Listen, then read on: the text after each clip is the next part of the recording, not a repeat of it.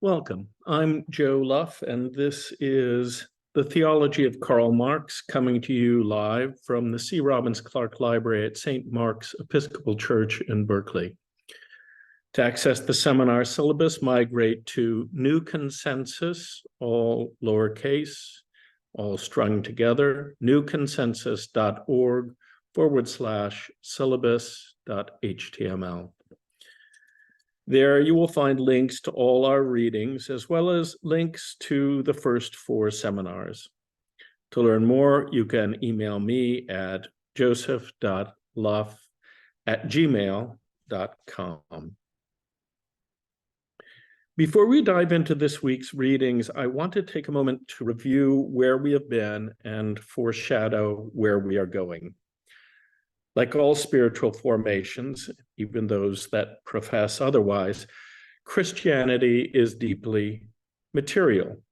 In the first 3 sessions, we explored Christian materiality, first in the biblical witness and ecumenical creeds, and then in early modern iconography, preaching, and Christian experience. What we discovered was that Christian materiality was fundamentally threatened by the introduction of abstract time, labor, and value into Western Europe in the 14th century.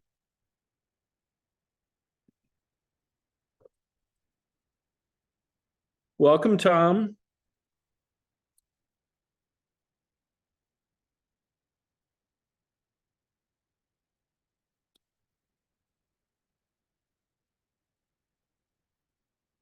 What we discovered was that Christian materiality was fundamentally threatened by the introduction of abstract time, labor, and value into Western Europe in the 14th century. Abstract time, labor, and value brought Christians to radically differentiate and isolate surface forms of appearance, that is to say, bodies, from their underlying abstract values. It brought them to replace the substantive values of things with the abstract time consumed in their composition.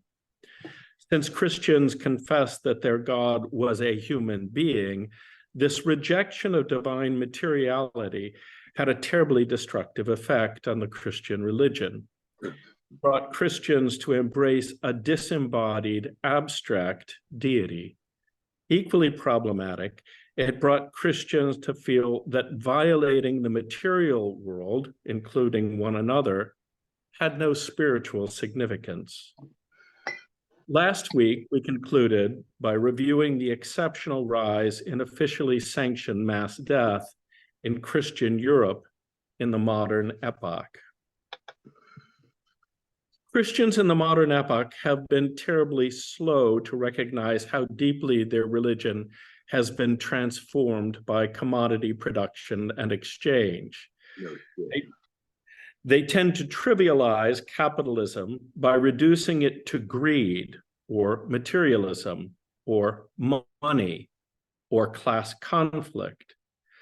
But at its heart, commodity production and exchange is an abstract form of social domination, of self-domination. Its aim is not material wealth, but abstract value. This helps to explain why its very first act was to deprive Jesus and his mother of their bodies. A religion grounded in divine materiality could not have provided safe harbor to a social formation grounded in abstract value. When Christians reduced capitalism to greed, class conflict, and crass materialism, they entirely overlooked the real threat of this social formation to the very core of their religion, the elimination of God's body. Freed from its body, Christianity could be, well, it could be almost anything. Almost, but not quite. It could not be the substantive, emancipatory religious formation grounded in the crucified and risen Lord. So the question is, how did this happen? It happened when the content of God's revelation in Jesus Christ was isolated from his body. And this happened when Christians could no longer imagine the substantive value of the divine. When value migrated from the surfaces it had occupied since the beginning of time to their underlying abstract value form. Now, on its surface, the story of Abigail Hutchinson is the tragic tale of the deteriorating health and death of a young woman as told by her pastor. Over time, Ms. Hutchinson grows increasingly aware of, quote, the sinfulness of her nature and wickedness of her heart. She is struck by, quote, an exceeding terror. Her, quote, flesh trembled for fear of God's wrath. She wondered that she had been so concerned for her body and had neglected her soul.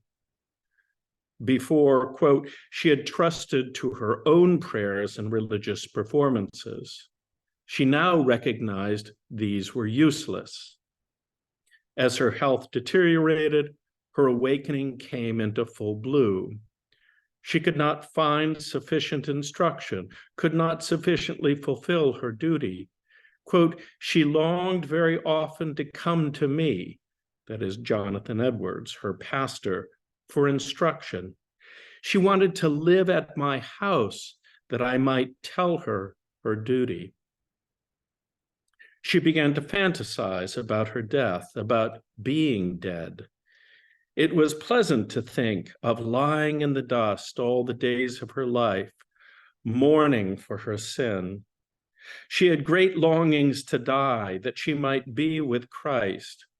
The thoughts of dying were exceeding sweet to her. When her brother was reading in Job concerning worms feeding on the dead body, she appeared with a pleasant smile. So, quote, she continued in an admirable, sweet composure of soul without any interruption to the last, and died as a person that went to sleep without any struggling about noon on Friday, June 27th, 1735. Ms. Hutchinson was not exceptional. Thousands of Christians, young and old, men and women, died similar deaths during the Great Awakening. Jonathan Edwards meticulously documented her death, just as he documented others, in his wildly popular book, A Faithful Narrative of the Surprising Work of God and the Conversion of Many Hundred Souls in Northampton and the neighboring towns and villages of New Hampshire and New England. But what is perhaps even more astonishing is how little Edwards' faithful narrative tells readers about God. But what could he say? The God by whom Ms. Hutchinson was seized was a God without a body, without any identifying qualities at all. Ms. Hutchinson's Jesus was not the Palestinian Jew, Jesus, executed by the Roman occupiers. Ms. Hutchinson's Jesus was what historian Jeff Charlotte has described as Jesus plus nothing. Jesus plus nothing minus Jesus. Edwards' version of the Great Awakening illustrates what American religious scholar Diana Butler Bass has described as religious romanticism or romantic realism. Edwards' description of Ms. Hutchinson's conversion is brutally straightforward. Its focus, however, is on what educational psychologists would call the affective domain. It really has nothing to do with God, certainly nothing to do with Jesus. It takes the viewpoint of the subject, in this case, Ms. Hutchinson, or perhaps Jonathan Edwards, at face value. She is being torn apart, dismembered, destroyed. Edwards believes by God. Tom, have you read this text? Yes, no, thumbs up, thumbs down? No. No, okay. Well, there's a link to it on the site if you're interested in it. I'm all more interested in keeping you company because as the former atheist Presbyterian elder in the Presbyterian Church, I am cast adrift in this culture going commodity fetishism, mass culture. We are truly fucked. No, I mean, as human species, we are truly fucked. So, yeah. as a slightly unnaive one worldist, rejecting Marxism and teleology for sure. Too many dead bodies. Okay. Too many failed experiments. Anyway, let's continue then. Yes. I'll put myself back on mute.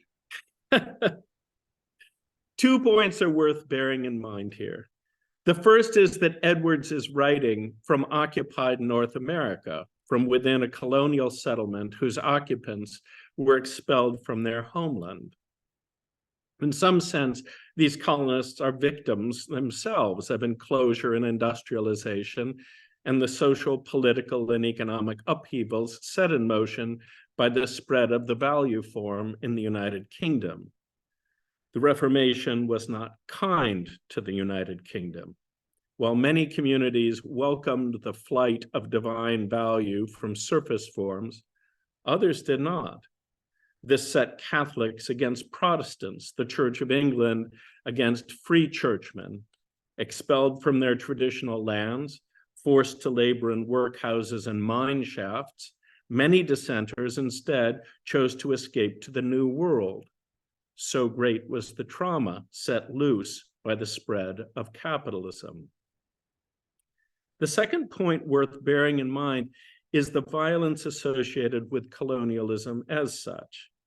The awareness that just beyond the outskirts of the township was a whole world, in John Locke's words, of wild savages.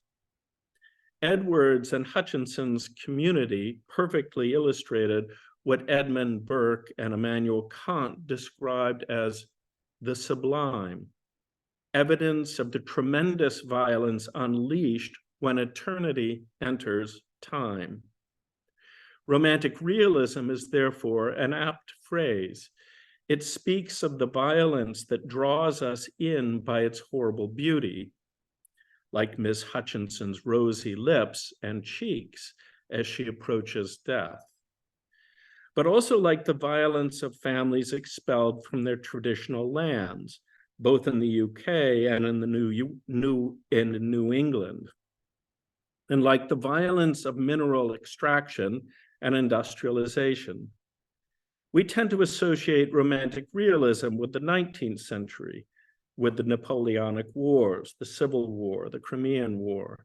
But Romanticism as a cultural movement, in fact, took root and spread in the 18th century, most notably in the First Great Awakening. Diana Butler Bass is therefore not incorrect to identify spiritual awakenings as expressions of Romantic realism. Where she and other awakening scholars are mistaken is in their interpretation of these phenomena. Awakening scholars all, and I know of no exceptions, base their findings on the research of social psychologist and anthropologist Anthony F.C. Wallace. Wallace was a student of Native American communities in post-colonial North America. He focused his research initially on 19th century Iroquois, more specifically on the Seneca prophet Handsome Lake. Already, this is a red flag. Wallace studied Iroquois communities well after the European invasion, well after their communities had been torn apart. The prophet Handsome Lake concluded that any attempt to restore their prior knowledge, teachings, and practices, to restore them to their prior state, that is, would be fruitless. Handsome Lake had a vision of a new teaching, one that would enable the Iroquois to survive and even thrive under the new conditions. After poring over drawers upon drawers of documentation, Wallace detected a pattern in Handsome Lake's work that applied, he believed, to revitalization movements elsewhere throughout history. All communities begin in a steady state. This is followed by a period of individual stress. Individual stress gives way to a period of cultural distortion. If a prophet or shaman should arise, this period of distortion is followed by a period of revitalization and a new steady state. Wallace believed he detected this same pattern with the Delaware prophet associated with the Pontiac, the Shawnee prophet associated with Tecumseh, the ghost dance, and peyote. In Europe, he associated it with John Wesley and early Methodism. In Africa, Akhenaten's new religion in ancient Egypt, the Sudanese Mahdi, and the Kenosa revival in the 19th century. In Asia, in the origin of Christianity, the origin of Islam, the early development of Sikhism in India in the 16th century, the Taiping Rebellion in 19th century China, in Melanesia, the Valhalla madness, in South America, a series of Terra Sans Mal movements among forest tribes. An unfortunate feature of the structuralism, functionalism that held sway throughout much of academic anthropology in the 20th century was the belief that human action is governed by mechanisms that enjoy validity across time and space.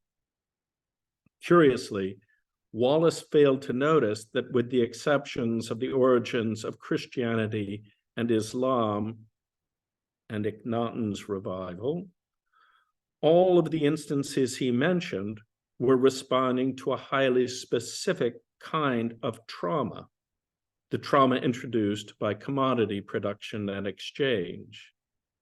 The pattern that he detected in how communities responded to this trauma suggests that all communities are on an endless treadmill of constant change, transformation, birth, growth, destruction, and renewal.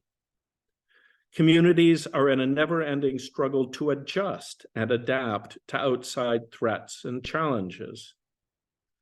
This is surely the case episodically, but historically, the experience of unending change, innovation, adaptation, destruction, and renewal is absolutely unique and unprecedented.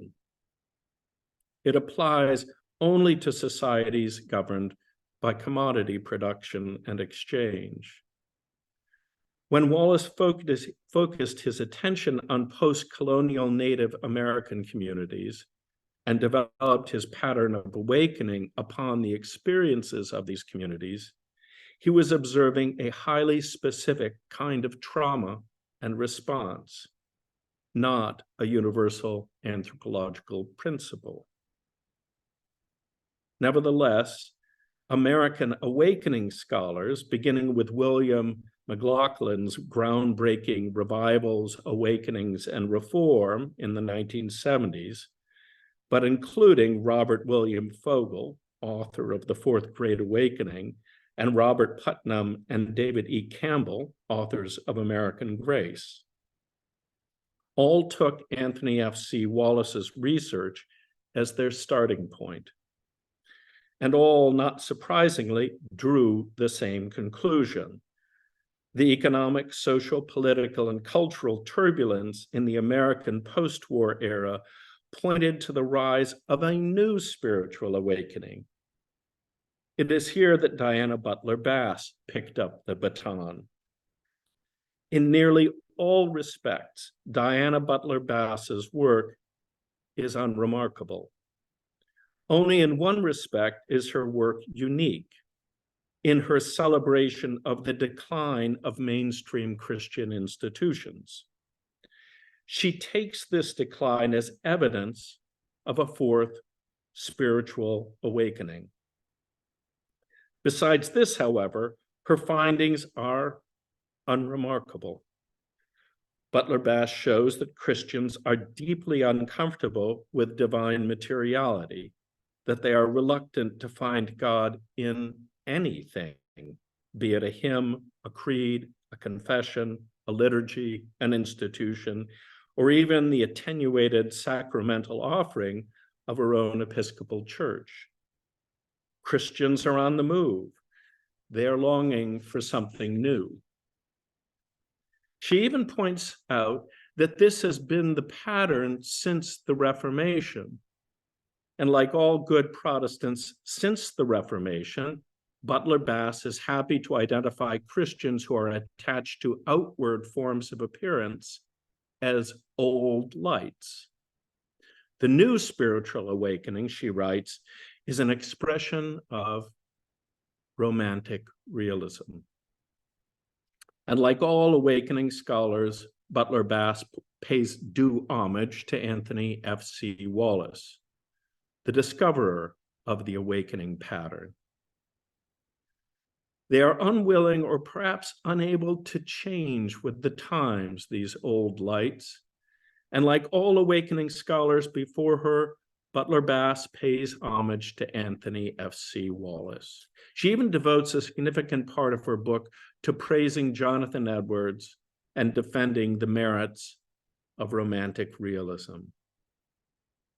Finally, like most American religious scholars, Butler-Bass appears oblivious to most history prior to the modern epoch, except insofar as it reinforces her celebration of spiritual awakenings.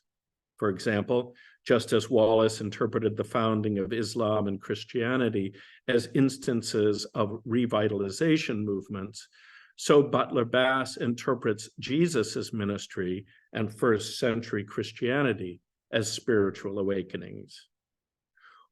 One way to understand American religious scholars' reluctance to step outside their comfort zone is that to do so would threaten their underlying thesis.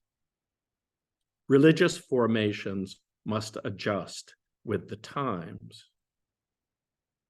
However true, this is not very helpful, for it fails to explain why spiritual formations have come to be identified in opposition to surface forms of appearance. Why this tension? Why this opposition? For Edmund Burke and Immanuel Kant, the answer to this question was obvious. When the eternal enters time, when that which is infinitely large enters finite space, it threatens to destroy that which it enters. To help us grasp this point, I've included a short passage from Immanuel Kant's Prolegomena to Any Future Metaphysic. Here, Kant explains what most of us already know intuitively. If I can explain a phenomena using only the laws of physics, it stands to reason that freedom, or indeterminacy, played no part in composing this phenomenon. If, on the other hand, I claim to have made a decision freely, this means that it cannot have been caused by any external force or coercion. From this, Kant concluded that the realms of freedom and necessity were entirely separate. Insofar as they are free, human beings are not physically, materially determined. They are transcendental subjects. But what of our awareness of God? How can we, who are finite and physical, be aware of God?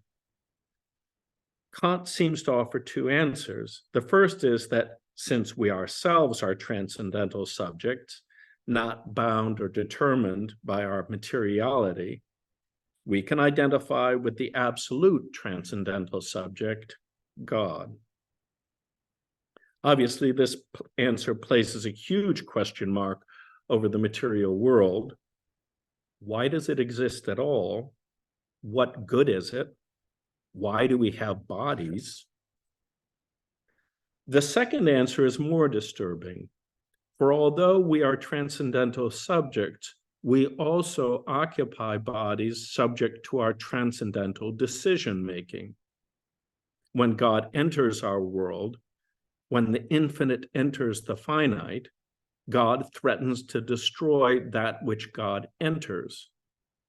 This creates a sense of dread, foreboding, anxiety, fear, and terror.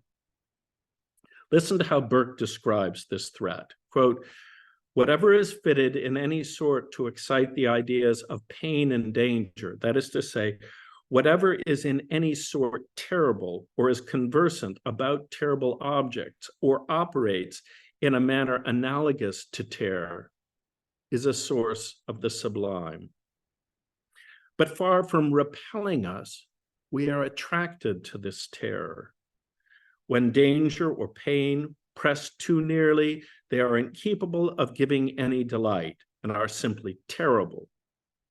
But at certain distances and with certain modifications, they may be, and they are, delightful, as we every day experience.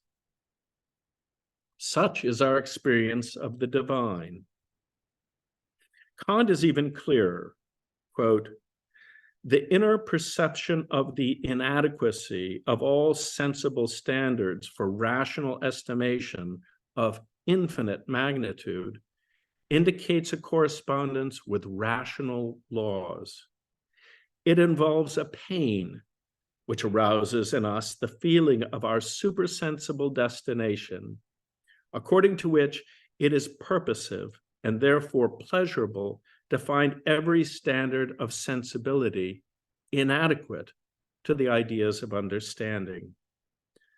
Thus, that very violence which is done to the subject through the imagination is judged as purposive in reference to the whole determination of the mind. When we encounter God, as Abigail Hutchinson encountered God, God so completely destroys us that we are obligated to recognize our infinite inferiority before the infinitely superior power of God. It is important for us to bear in mind that Kant was raised in a strict pietist household, where any thought of God in things was absolutely forbidden. This seems to fix an absolute boundary between God and creation, between God and the Palestinian Jew, Jesus.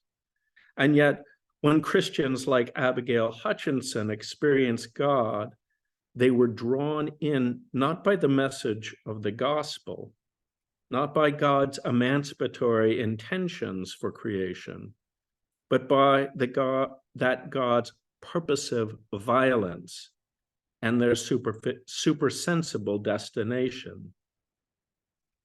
This is the essence of spiritual awakenings, the annihilation of all flesh.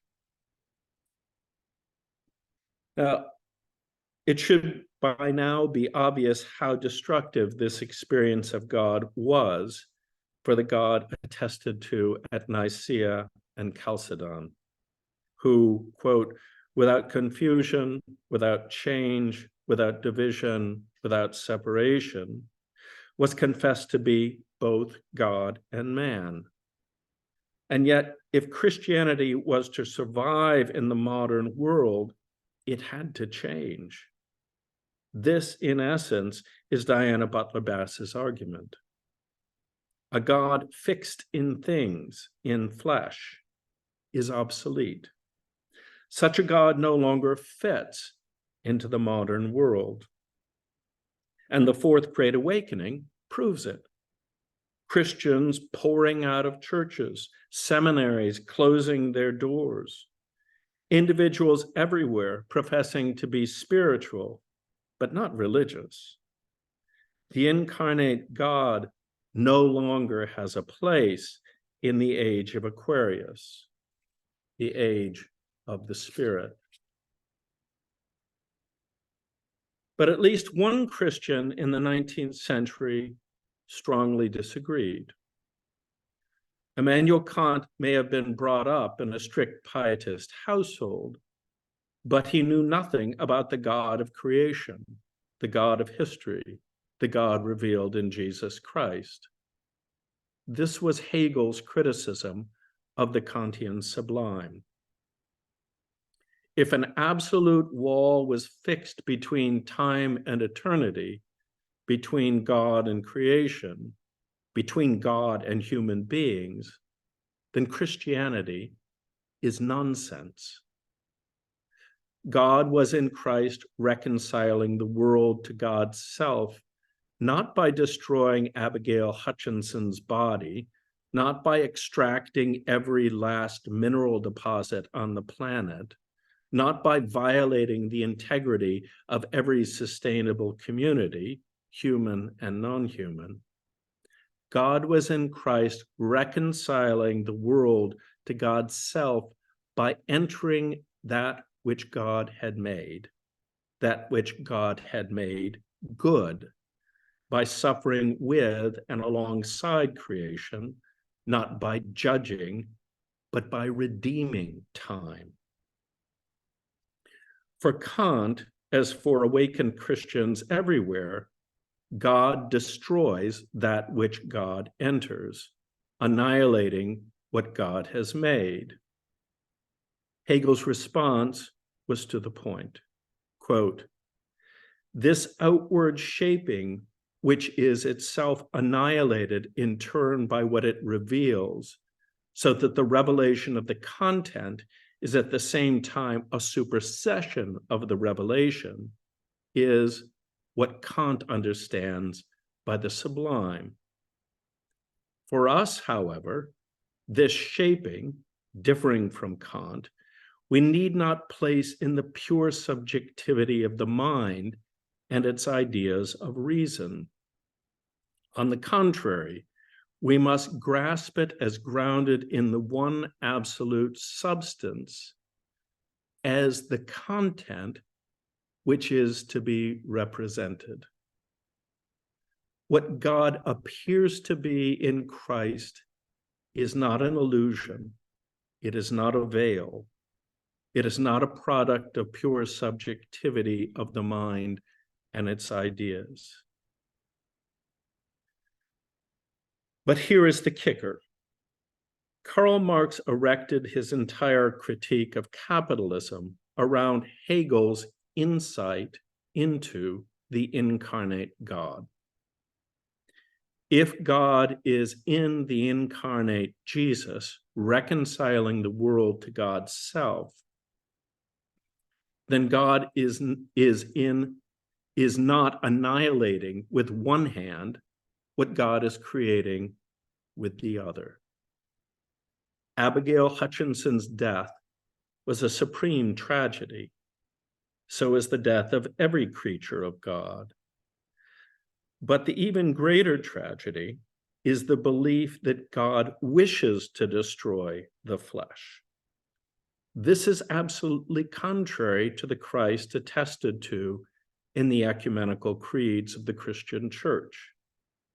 And yet, now it is firmly lodged at the core of Christian belief and practice.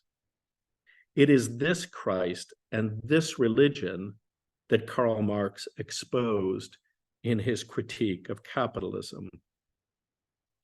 Next Sunday, we drive to the heart of the matter.